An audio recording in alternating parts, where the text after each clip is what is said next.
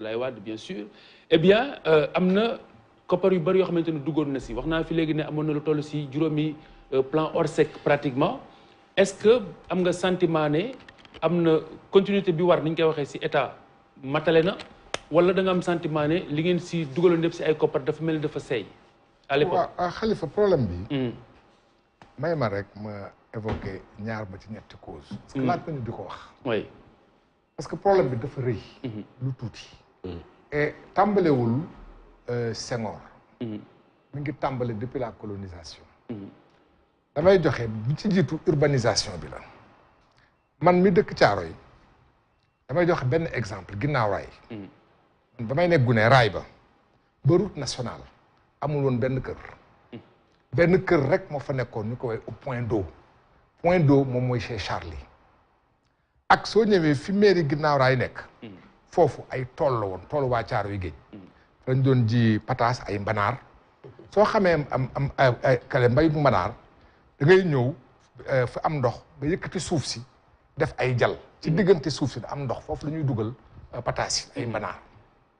su nawet ñëwee ba génn ay barax moo fay sax wala mairie bi nekk donc dañu ñëw rek jël ay nit ñëw jël caterpillar rasé ñëw jël ay kër jaay 150 mètres carrés amul benn mbedd bu jub fa bari la gannaaw raay bi yëpp ba mu jeex nord sud amul benn mbedd bu jub yëpp nii la def alors que au départ ay dunes de sable ñoo fa nekkoon dañu doon wuti dungóor sax amatul léegi dungóor amatul fa lañ ko doon wutee léegi xamatuñ dungóor de donc urbanisation sauvage muy benn ñaareel bi amul assainissement su amul assainissement dañuy xool ne Sénégal Ndakaaru ndox eau courante mooy ndox mooy naan ndox mooy sangoo ak booy toggee ak booy raxasee à peu près 97 ba 100% waa Dakar am nañu accès à l'eau courante robinet wala robinet mbedd wala robinet kër ndox moomu à peu près 70% ndox mi day dellu ci égout yi da nga koy tuur ndox wala mu dem ci cabinet yi bu njëkk cabinet yi kër yëpp yu ci ëpp bokk dafa amoon fosse suñu toogee ñaari weer ñetti weer ñeenti weer ñu dem wut vidange vidange yi yóbbu léegi ak ONG yi dimbale nit ñi vidange amatul dañuy defar fosse juróomi fan fukki fan ak juróom wala ñaar fukki fan yu nekk ñu ubbi fosse bi sànni ko ci biti ndox moom fan lay dem 80% ndox mi ñuy utiliser day dellu ci biir ci saleté ndox moomu day dem ci nappe phréatique bi parce que kenn du ko jël donc nappe phréatique bi bu njëkk dañ doon def forage u Ndakaaru yi ca nappe yi la doon jógee mais nappe boobu puisque ndoxu cabinet yi ca la ñuy dem nappe bi yàqu na ba pare nga yokk ci ne soo demee mbëbës man sama yaay Malika la dëkk man sama waa kër yëpp Malika la ñu dëkk diggante Caaroy Malika Yëmbal Kër Masaar lak mbëbës ñun bu ñu nekkee xale di jàng école dafa amoon lak mbëbës lak red ba yooyu yëpp ñu di ko jàng lak mbëbës lak la woon boo xam ne bii lak bu rëy la woon mais ni ko professeur waxee docteur Cheikh Gueye day toog ay jamono mu toog nawet amul ñu nekk ci maral ba mu wow ñu ne lak bi wow na ñu dem def ko décharge xam nga ñaata la ñu fa def tey ci salte bi ñu ko xaymaa 30 millions de tonnes de déchets à peu près bi ñu ko defaree ba léegi 30 millions de tonnes soo jëlee 30 millions de tonnes foo xam ne fii nappe phréatique bi la dafay diis da koy pousse comme nga jëloon mbuusu ndox nga jël sa mbuusu ndox nga teg poids wu 1 kilo ci kawam tëj mbuus bi xam nga da koy tënc soo tegaatee ba den poids da koy gën a tënc su yokkoo rek dafay tuur donc nappe bi day dem ba dafay ndoxu cabinet bi dafay dem ci nappe bi ndoxu taw bi dem ci nappe bi te nappe bi kenn dootu ko ngacc ndax baaxul bu njëkk doon am ay seyaan tool ya gars yi kii nañ ko sëkk nañ ko def ko ay kër donc même nappe bi ni nga doon jot seyaan yi di dugg ci seyaan yi du but ndox di ko roose amatul donc léegi loolu la ñuy wax ball dafay ball su tawee 1 millimètre d'eau rek nappe bi fees na day balli génn parce que su nga soo demee li ko professeur di waxee Médina Gounass ñun ñu dëkk Caaroy Gaar Médina Gounass ñu leen woowee tiwo ya gis nga bu njëkk alimentation Dakar ci tiwo yi la woon diggante tiwo yi ak ci suuf si waroon na mat 20 mètres ay salte lañ ci def di ko sëkk ba yëg tiwo yi dem def ko ay kër donc ndox mi dematul fam doon jaar jaaratu fa fa amoon ay marigot amatu ko donc ndox mi dematul ndox su dematul suuf si lu ñuy wax li ñoom géographie lu ñuy wax imperméable le sol est devenu imperméable donc loolu yëpp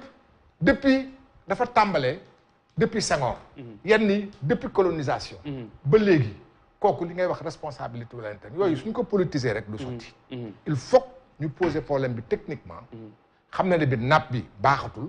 il faut nit ñi taxaw régler loolu il faut nit ñi taxaw xool urbanisation bi gis nga mu neex tey gis nga leen rek moo mën a am way ilaa tey parce que démb suñuy bàyyi ñoo ko doon régler wuñu ko ils nous ont transmis le problème way ilaa ñun dañ koy régler wuñu ko ñu bàyyi kaak suñuy doom suñuy doom jox ko seeni doom donc lu ñu liggéeyoon ñëpp ñun day yàqu suñuy doom lañ koy sëf gis nga amul beneen solution dañ koy régler léegi mbaa mu gën a jafe li firndeel dagguma la li firndeel li nga wax nii mooy jamono ja ngay wax noonu jamonoy colonisation par exemple bërëb yi tubaab yi dëkkoon ba fi may wax ak yow nii mënoo fexe ba mu taa du taa gis nga nit ñi parce que waajaloon nañ ko gis nga nit ñi way ilaa soo ñëwee man caaro yi gëm a dëkk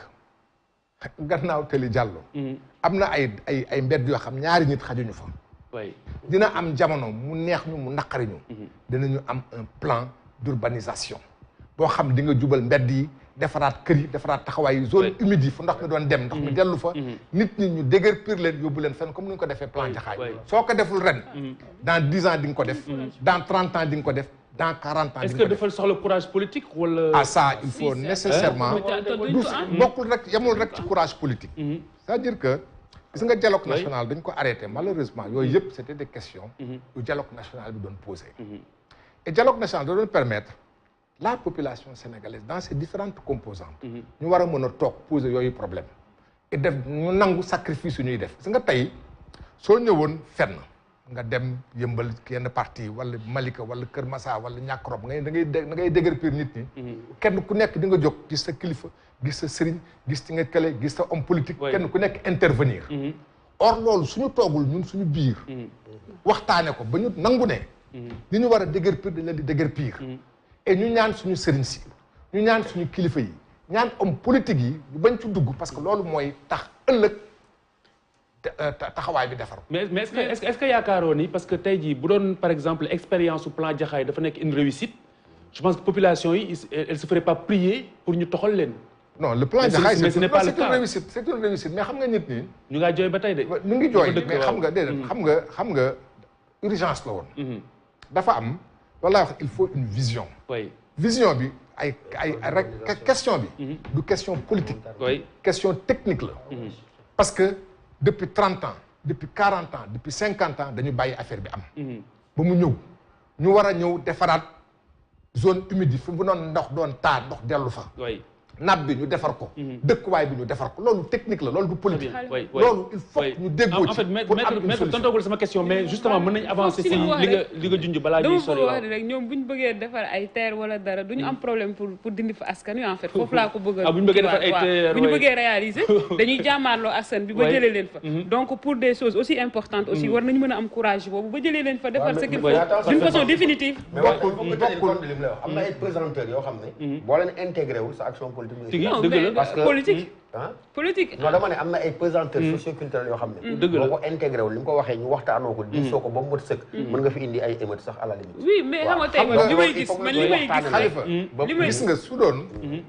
nga déménager 10 000 personnes bu problème 20 000 personnes sax mën nañ ko même États-Unis tey soo bëggoon déménager 1 million de personnes day poser problème Caaroy gaar ba Caaroy gaar ji amul benn mbedd bu jub ginnaaw raay nord ginnaaw raay sud amul benn mbedd bu jub Jidda Caaroy ko amul benn mbedd bu jub yëmbal 80% jubul Malika 80% jubul Kër Massar 80% jubul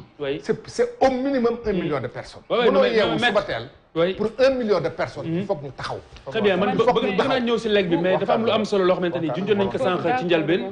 en prof lu ñu junjoon sànq ci njëlbeen am na solo par exemple tey la population bi dëkk Kër Massar par exemple ñu si bari tey jii waroon nañu am légitimité wala ñu am sañ-sañu porter plainte contre l'État du Sénégal parce que le ministre a dit Omar Gueye wax na ni ñoom xamoon nañu ne fii dina inondé donc boo xamee ni fii dina inondé war ngaa mën a évacuer population bi comme yenn réew yi bu amee bu ñu xamee ne am na catastrophe buy ñëw dañuy évacuer waaw mais déjà mais ñoom xamoon nañu ne fii dafay inondé ñu bàyyi fa nit ñi ba ndox ma fekk leen fa ñu ñëw ne dañ leen di wàllu loolu noo ko jàngee. waaw loolu xam nga damay wax toujours. man du ma ragal wax. gis nga gouvernement. soo ci bokk ak soo ci bokk lépp benn la. oui gouvernement moo amee moom la ñu gàll ci ndoddam mu yore réew mi. tey jii su doxoon su lépp doon dox dañ leen di xalamal. oui kon su doxul dañ naan yéen la. loolu du problème c'est-à-dire que su amee inondation il y a une part de responsabilité du gouvernement. non man waxuma foofu de mais xam nga ni fii day inondé ji. xam nga day inondé. loolu ni ko Cheikh Gueye waxee léegi. ñi am xam-xam yépp xamoon nañu ca njëlbéen. bu taw yaa que dafay am. bu taw mais gis nga la question du xam naa ko wala xamuma ko. gis nga nit ci biir géej. am na ñuy dëkk ci géej. am na ñuy dëkk ci zone humide fu nit dëkk rek pour dëkkin bi rafet am na ay investissement yu ñuy def. Kër Massar bañ fay dëkk jamonoy Abdou Diouf la. bañ koy ay Alaaji Paateek ay Parcelles Assainies du jamonoy Abdoulaye Wade du jamonoy Macky Sall jamonoy Abdou Diouf la. dafa nit ñi dëkk nañu ba pare. ñëw nañu diggante Kër Massar ba ñàkk rob ba ñàgg léegi fépp ay dëkk la. léegi nit ñaa nga fa loo leen di def. boo ilaa da nga leen fay jëlee. pour nga jëlee leen il faut nga amee koppar bi. mënoo yeewu suba teel rek nga dem leen fii jëlee. wala boog ngeen wuti ay pexe. yooyu li ñu naan xamoon nañ ko. na mu demee woon. waaye la mu laaj. ay waxtaan la ak ay koppar yu am solo. loolu. wax dëgg neex yàlla man de damay jàpp ne solution bi du léegi am na solution à court terme. bi li may wax bi amee mbënd. Ablaye Wade di ñëw dafa def ay bassin de rétention. mais bassin de rétention solution immédiate la. c'est pas à moyen terme c'est à court terme. soo defee bassin ndox mi ñëw ndox moomulee il faut nga évacuer ko am exutoire. mooy fu ndox mi jógee foofu jóge fa. loolu prévoir wuñ ko woon. su fa yàggee ndox mi ay yoo lay indi. xale yi di ci lab. donc loolu xam nga du solution. mais ci saase bi nga ko defee nit ñi soulagé nga leen. solution d'urgence. waaw solution d'urgence. bu jàmp bi ngay def plan Jaxaay nit ñaa ngi ci biir ndox mi. ñu expliquer amul loo ciy wax. mënuñu dëkk ndox mi ñëw na ba ci seen biir lal mënatuñu fanaan ñu jëlee leen fi yóbbu leen plan Jaxaay. kooku solution à court terme la. d'accord mu des solution à moyen et long terme. mooy un plan une vision. un plan ñoom ñii ñoo koy defar. politicien du ko defar ñoom Cheikh Gueye ñoo koy defar. defar plan taxaw ne tout de suite plan bi bii lañ ciy defar. soo xoolee département de Pikine mu jeex ak département de Kër Massar à part Dagoudane Pikine léegi la ñuy indi ay canalisation amul benn canalisation. canalisation dans l'urgence nga koy defar. amul ci mbedd yu jubul da nga koy defar da ngay jaar ci suufu ay kër. loolu c'est urgent. tout de suite ëllëg naka nga koy étendre. gannaaw ëllëg naka nga koy généraliser. mais mënuloo ko généraliser amoo xaalis bi. donc il y a des urgences tout de suite. à court terme à immédiat. à moyen. et à long terme. donc mat na mën nañu wër après comme ça ñu jeexalee ponk bi ma la laajoon sànq. waaw dama ne foofu la échec bi nekkee parce que monsieur le ministre même Jaxaay. xam nga logique urgence la woon il fallait que d'urgence ngeen def. mais ça n'a pas été pensé.